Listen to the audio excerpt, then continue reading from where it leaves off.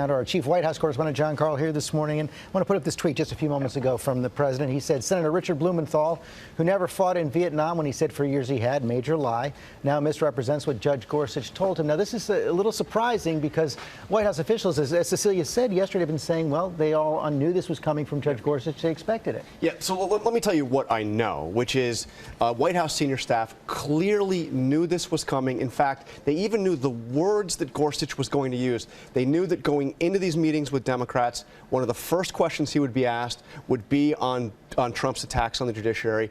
This was his response.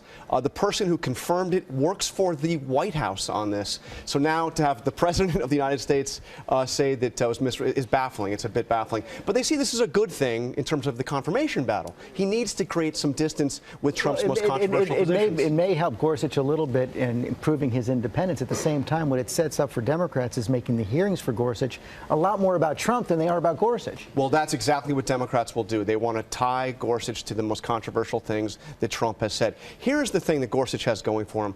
There's a split among conservatives, judicial conservatives, over how active the judiciary should be in reining in executive power. Gorsuch stands at the end of the spectrum that says the judiciary needs to be quite active in reining in abuse of the executive branch. And so, you know, this allows him to say, look, if Trump crosses the line, I'm not going to be afraid to stand against him.